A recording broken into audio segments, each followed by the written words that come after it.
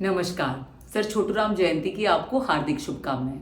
अगर आप जानते हैं कि सर छोटूराम कौन थे तो ये वीडियो आपके लिए है, मगर अगर आप नहीं जानते हैं तो ये वीडियो जरूर से जरूर आपके लिए है। सर छोटूराम का जन्म प्री इंडिपेंडेंस में 1881 में 24 नवंबर को घड़ी सांपला गांव में हुआ, जो कि रोहतक में है, जो वर्तमान समय में हरियाणा में है और पहले संयुक्त पंजाब में हुआ करता था। वह एक किसान परिवार से संबंध रखते थे और गांव के ही स्कूल में उन्होंने अपनी 12वीं तक की पढ़ाई की। बड़े होते हुए उन्होंने देखा कि किसान और मजदूरों को बहुत ज्यादा परेशान किया जाता है, लेकिन वो हार्डली अपने आप के लिए कुछ कर पाते हैं। फिर उन्होंने स्टीफन कॉलेज से दिल्ली से अपनी ग्रेजुएशन करी। फिर उन्हें लगा कि कुछ ना कुछ तो मुझे करना पड़ेगा अगर मैं इन लोगों की मदद करना चाहता हूँ। और उन्हें ये समझ में आया कि अगर मुझे उनके अधिकारों के लिए लड़ना है तो उसके लिए सबसे सही रास्ता है लॉ एंड ऑर्डर का रास्ता, यानी कि वकालत पढ़ने का रास्ता। फिर उन्होंने आगरा कॉलेज में एडमिशन लिया और आगरा से अपनी लॉ की पढ़ाई की। फिर वो एक एडवोकेट बने और मजलूमों और किसानों के केस लड़ा करते थे। उनका किसी विशेष धर्म या जाति से कोई लेना देना नहीं था। बहुत लोगों को लगता है कि वो एक जाट नेता थे, नहीं, वह किसानों के मसीहा थे। किसान और मजदूरों की आवाज उठाने वाले इंसान थे, सैलरीड एम्प्लॉइज की आवाज उठाने वाले इंसान थे। भारत में अंग्रेजों के राज में भी रेवेन्यू मिनिस्टर रहे और रेवेन्यू मिनिस्टर रहते हुए बहुत सारे रिफॉर्म्स वो किसानों और मजदूरों के लिए लाए। उनका मानना था कि अगर देश की इकोनॉमी को स्ट्रॉन्ग करना है तो सबसे पहले किसानों और मजदूरों और जो सैलरीड एम्प्लॉइज हैं, जो नौकरी पेशा लोग हैं, उनको मजबूत करने की जरूरत है। उसके लिए उन्होंने बहुत सारे काम किए। एक वाकया ऐसा हुआ जब इंग्लिश गवर्नमेंट जो है किसानों को अच्छा रेट नहीं दे रही थी, लेकिन वो भी असर्टिव कम्युनिकेटर थे। तो उन्होंने जाकर किसानों से कहा कि जितना आपको अपने परिवार के लिए अनाज चाहिए उतना रख के बाकी सारे में आग लगा दीजिए। अंग्रेज डर गए कि हमारी फौजें तो भूखी मर जाएंगी, हमें देश के लिए भी अनाज चाहिए, हम क्या करेंगे। पर उन्हें यह भी पता था कि वो एक असर्टिव लीडर है, जो बात उन्होंने कह दी वो अपनी बात पर पक्के रहने वाले हैं। तो अंग्रेजों ने फिर से उनसे नेगोशिएट किया और इस बार उन्होंने पहले से भी ज्यादा रेट डिमांड किया और उस रेट को किसानों के लिए हासिल किया। वर्तमान समय में जो आप बहुत सारे रिफॉर्म्स देखते हैं या मिनिमम वेजेस जैसे एक्ट देखते हैं कि न्यूनतम सैलरी हर एक स्टेट गवर्नमेंट को इंश्योर करनी पड़ती है कि एम्प्लॉयर्स एम्प्लॉइज को दें, ये सारी रिफॉर्म्स को लेके आने वाले सर छोटूराम थे। अगर पाकिस्तान की भी बात करें, क्योंकि वो संयुक्त पंजाब में बहुत स्ट्रांगली बिलीव करते थे और अगर वो रहते तो शायद बंटवारा भी ना होता, तो वहां पर जो पाकिस्तान का पोस्ट जो इंडिपेंडेंस है उसमें जो जमींदारी एबॉलिशन मूवमेंट आया, वो भी उन्हीं के एफर्ट्स जो उन्होंने शुरू किए थे कि किस तरह से आपको किसानों को, जो छोटे किसान हैं, जो मजदूर हैं, उनको कैसे उनका हक देना चाहिए। कर्जा माफी के जो कानून है वो लेकर आए। एग्रीकल्चर मार्केट्स के, एग्रीकल्चर प्रोड्यूस के जो रिफॉर्म्स हैं और जो एक्ट्स हैं वो भी वही लेकर आए थे। और अगर हम बात करें कैनाल सिस्टम की, वो जानते थे कि जब तक किसान स्ट्रांग नहीं होगा इकोनॉमी स्ट्रांग नहीं होगी। तो लास्ट टेल एंड तक पानी पहुंचे, उसके लिए कैनाल सिस्टम जो पंजाब का था उस पर काम करने का उन्होंने काम किया।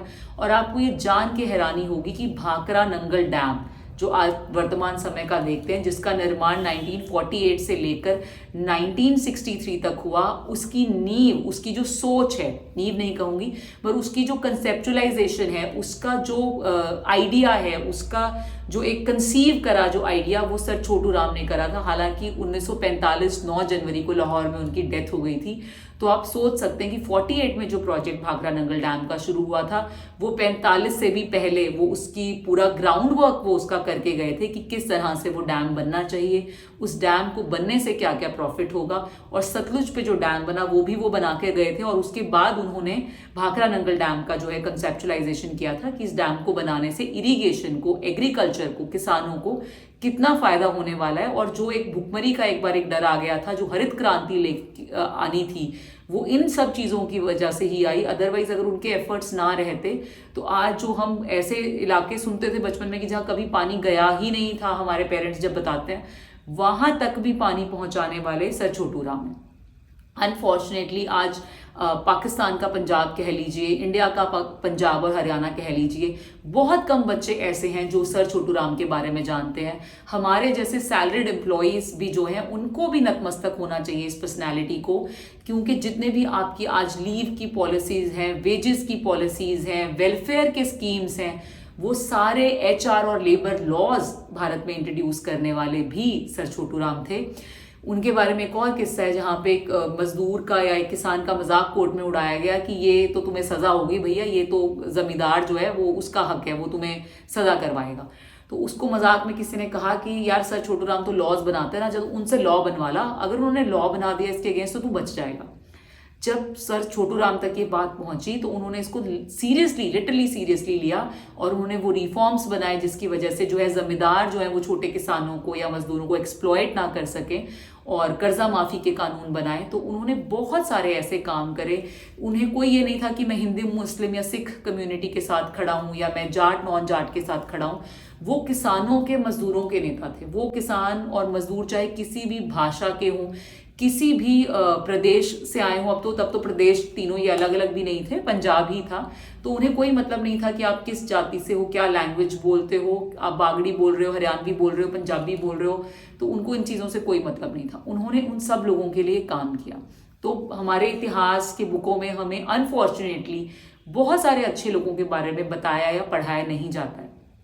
मेरे लिए पर्सनली ये बहुत सरप्राइजिंग था, क्योंकि हमें ये पढ़ाया ही नहीं गया कि अंग्रेजों की जब हुकूमत थी या गवर्नमेंट थी तब भी जो चुनाव हुआ करते थे और आपके अपने लोगों को मिनिस्टर्स बनने का अधिकार था, और वही आपके रिफॉर्म्स लेकर आए हैं। उन्होंने ही आपके लिए अच्छे अच्छे लॉज बनाए हैं।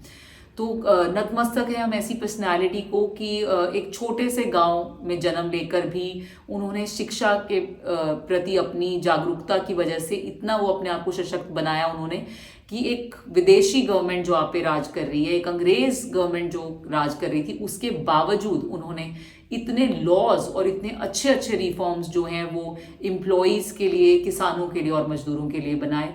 आज उनके बर्थ एनिवर्सरी पर उनको शत शत नमन है। जितना भी हम उनको नमस्कार करें शायद कम होगा।